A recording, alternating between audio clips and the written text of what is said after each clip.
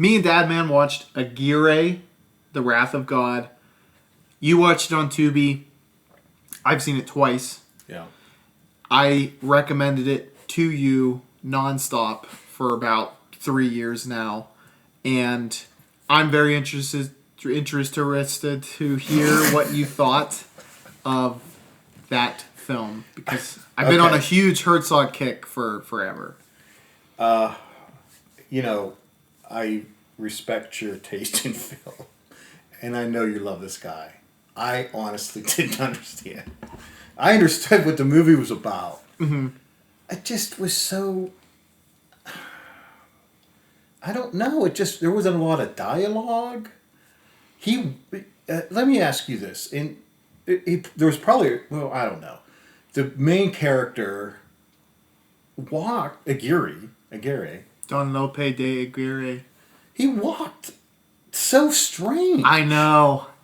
I mean, in a way that it was just so odd. Everything he did was like, for a while there, I thought because he was walking like on rocks on the side of a river, and I thought, well, maybe that's why he's doing it. And then, like, everything he did, he was like kind of tilted back and off to the one side, and it's like, what are you doing? But I know you love this movie, and I'm not wanting to shit on it, but it was just not good. It was, I don't know, like people were just dying, just randomly. Yeah. And this guy they called the Emperor, who was this fat fuck. Yeah. Who didn't seem to do anything. And I don't know why they made him the Emperor. He didn't seem like he knew anything that was going on. It was, I think, a strategic... Rank? Well, yeah, I think he was supposed to be a puppet for Aguirre. Everyone was kind of... They didn't want to cross Aguirre. The guy they chose had rank. They never really established why they didn't want to cross him. Well, I guess he was just incredibly manipulative.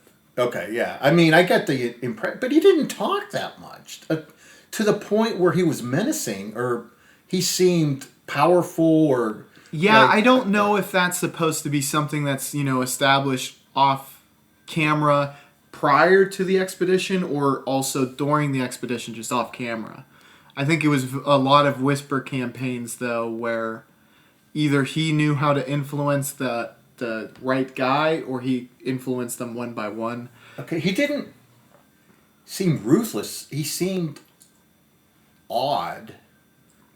And maybe, like, the only time you really got any idea of, like, the way he thought about stuff was at the end when everybody was dead. Which I kind of like. And it's what makes it very good on a rewatch, too, though. Because then you understand everything. How did the Emperor die? You have to explain that to me. With the fat guy? Yeah. I think he went to the outhouse or whatever you want to call it. He died on a raft. So there's an outhouse on the raft. That's what that building was. All right. And then I think the whatever you want to call them, the indigenous peoples, I think they flung arrows at him after he came out. Oh, I didn't see that, but maybe. It was obscured. It wasn't immediately visually apparent. Because it looked like he had like a tomahawk in his chest, too. Okay. But it was after he came out, so I'm not 100% sure if it was... I don't think it was an assassination. But everyone was dying from the villagers, so it only makes sense that he did, too. Though he would be the one that potentially makes sense if he was assassinated. Yeah, well, yeah, they made this big feast for him, and after he died, they all ate it. And this was before he even died. He was, like, upset at the horse, so he kind of had other stuff going on. He was busy yelling at the horse. Mind you, I don't know if you picked up on this, the priest mentioned it, I guess, in his personal diaries. Yeah. The horse was keeping them alive. How? The villagers or the indigenous people were afraid of horses. Yeah, because they didn't have any. So, and he's like, we will be dead within a week. And he was right. That not only were they extremely exhausted. Didn't he die? the Eventually, and I think it was just found somehow. Like I think historically, that is supposedly true. Yeah, I think his documents were the only known survived. record of that expedition. And I believe that to be true. I just, watching this movie, you have to think, there's no way his thing survived. I mean, because the raft, I'm sure, sunk or something. How would his I diary... bet it hit land, and then the villagers or tribes. I don't know why I keep alternating. I'll try to stick to tribes people.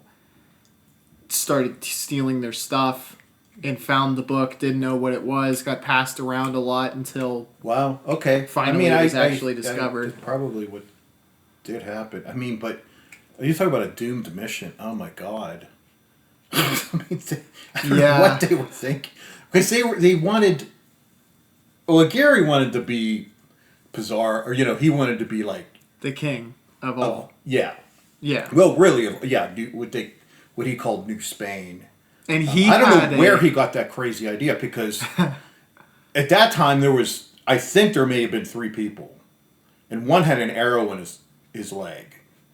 So he thinks he's going to establish El Dorado. Well, he was also he was probably incredibly exhausted, and he probably had heat stroke, and Oh yeah, I mean, so it's his imagination has even taken a life of its own and gone to the utmost his delusion extreme. has just gotten more and more grand. Yeah, because he's not thinking clearly. But I think I think there's some accuracy though to his. I think he was delusional. Yeah. To try and. Well, I think all those guys. I mean, because they were driven so hard to try and find expand. gold. Yeah, or find become a governor of a territory. For the ones who ended up really doing something were probably just incredibly aggressive and driven, obsessed about what they're trying to do. But I mean, this mission was so. I swear to God, the we'll call them or what were you calling them, villagers or whatever? Tribes people. They looked real, because they didn't even look like they knew what was going on. They just had this, like, I've never seen a camera before look on their face. He did hire like 200 Peruvians. Okay, I kind of thought they were from Peru. Were they in Peru? Like, where is Machu Picchu? You keep saying that. I don't think they went over Machu Picchu. Have you ever seen Machu Picchu?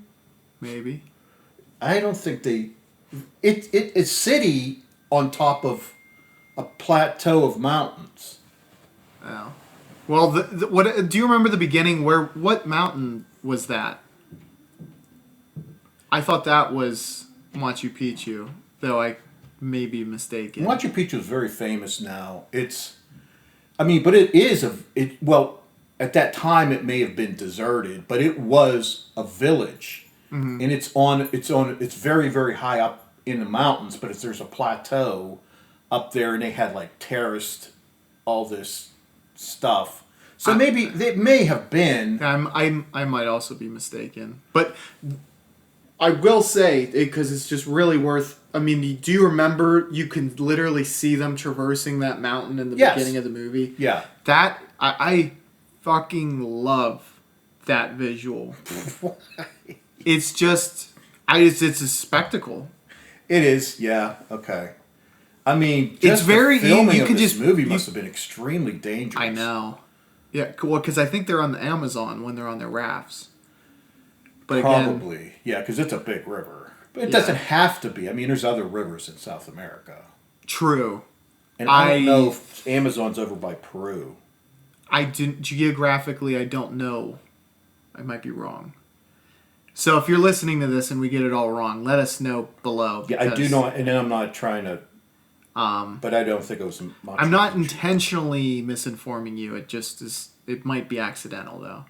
But yeah, so I love that opening, and then I love the ending too, where he is just speaking. Well, because here's the thing: you get how he has these delusions of grandeur not only during that ending, but also when they basically like storm a village, and he says, "When I walk, the earth will tremble. If I choose to, the birds will fall out of the sky." Yeah. And he's talking, and he says, "I'm the wrath of God."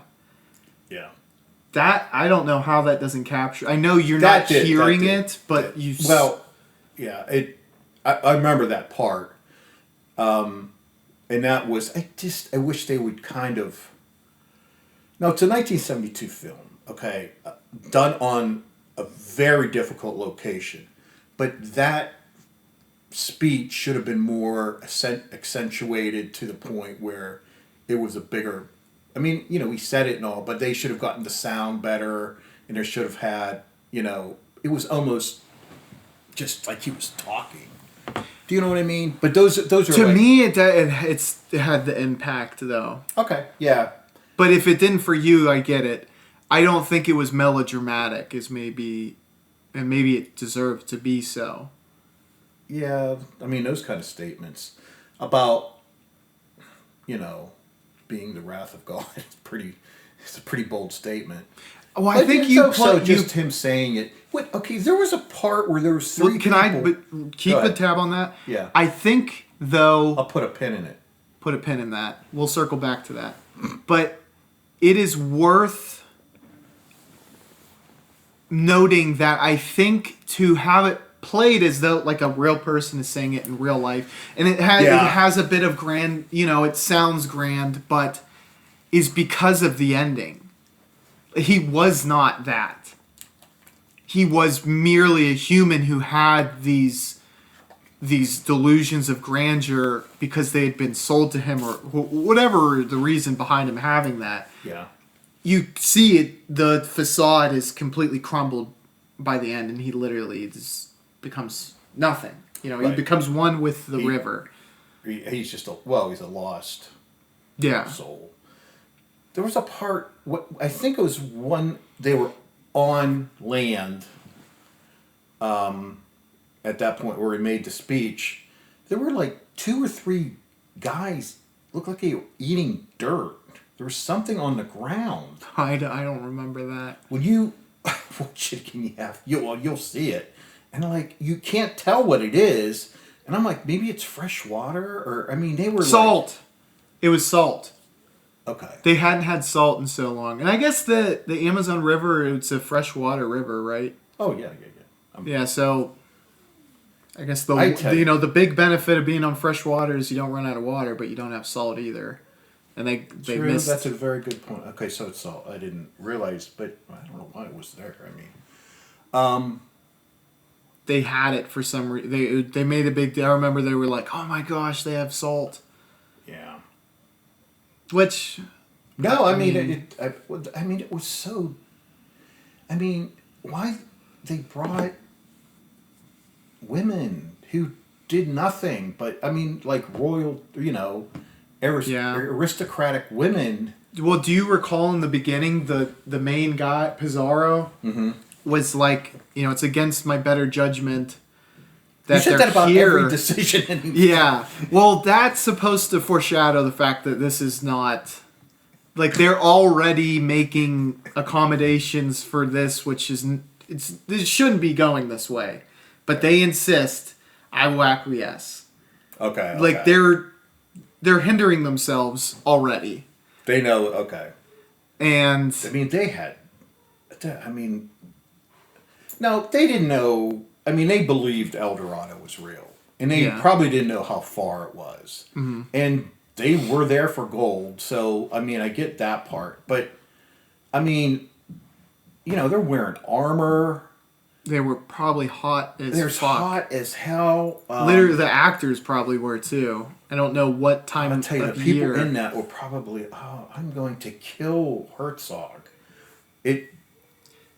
If there's a was difficult way to miserable do something, he will finds. likely do it that way.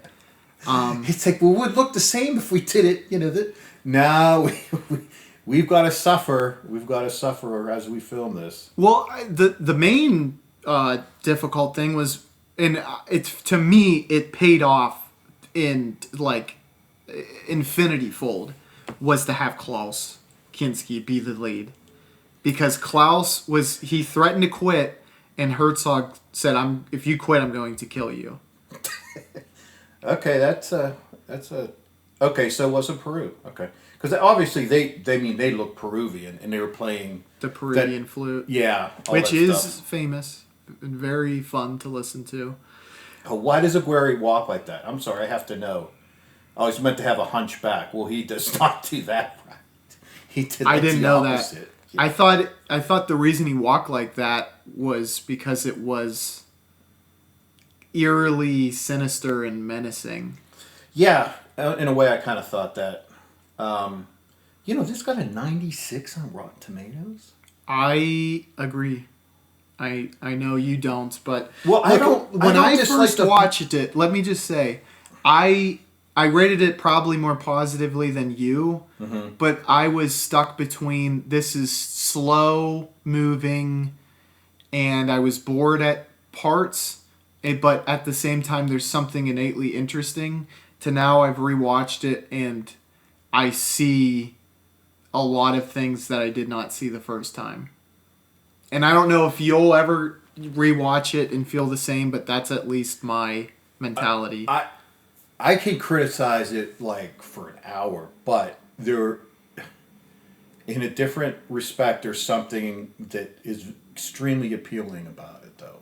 Right? Yes, it is. It's unorthodox, I guess, where you just liked having watched it, and there's a lot of lack of dialogue. It isn't like I say this, you do that. I say, when it's like, I don't know, it doesn't follow a lot of times. Because like sometimes I didn't understand like the mutiny itself. I didn't like it just started like these guys were getting tree branches or tree, to make a raft and making, reshaping steel. And all of a sudden that was like a mutiny of some sort. Yeah. Well, because the one was supposed to be first in command. I can't remember. I know Don Lopez or something like that was the fat guy you were talking about. But the original first in command, I can't remember his name. He's the guy who gets shot in the chest and he's silent until he passes. They hang him. Oh, yeah, and then they do eventually. You're right. I forgot about that. Well, listen, okay, you're right. He got shot in the chest, and armor doesn't stop those bullets. Yeah. It's like a mini cannon. Like, how he lived, there's no way. He got shot in the heart area, I think. It could have been the other side. I don't know. Okay, so... But the infection would definitely kill you eventually. That would blow a portion of his innards. Yeah.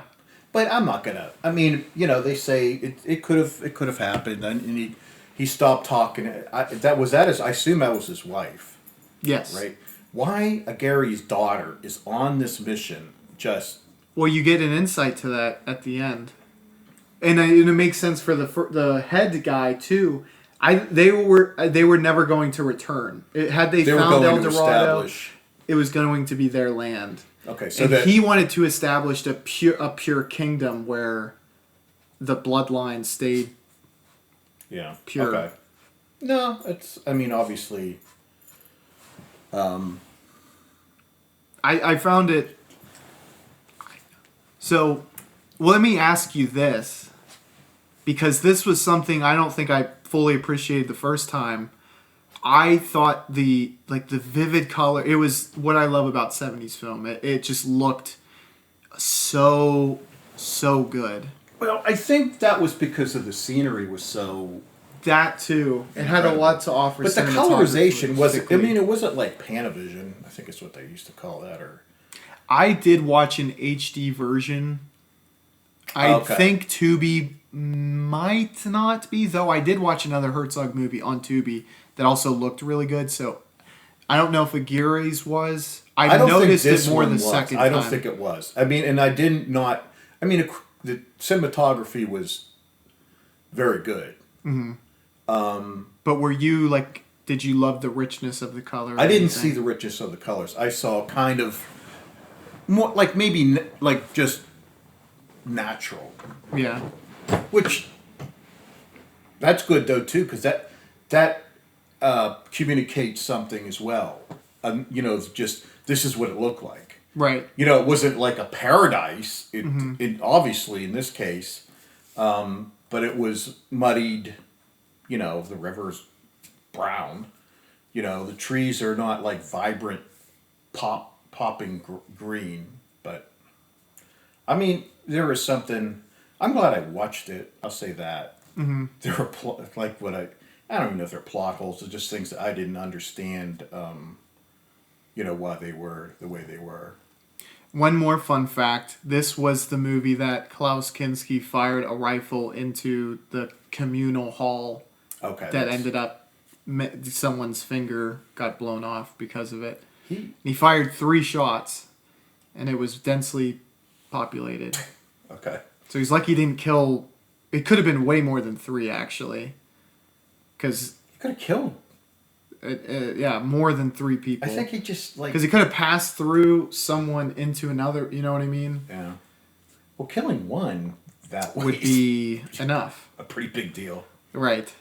I, on my second rate, so first rating, full disclosure, I gave it a 3.5. Second rating, I give it a 4.5 out of 5. Whoa, I know.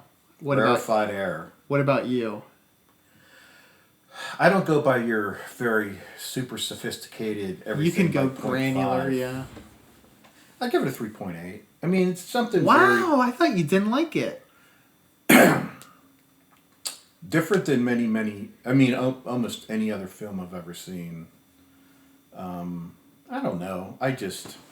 Do you think talking about it makes you appreciate it more? I always feel that way. Possibly. I don't know. I can't. It's part of it, and this maybe shouldn't even play into it. Just the amount of trouble they went through to make this movie, for God's sake. Yeah. I mean, I'm telling you, these Peruvians, I don't think they knew they were in a movie. I felt the same way. It's just like I know Apocalypse Now, and I hate to bring this up every episode, but there was a lot of, it's like, well, he just went into the jungle type thing. Mm-hmm. And this is like that, but more so. Like, they probably thought a film crew went out into the Amazon. They're never going to come back, you know? Yeah. It's like, are they still there? It's like, I don't know. They don't communicate to us in any way. We, as far as we know, they're still out there, you know? Yeah.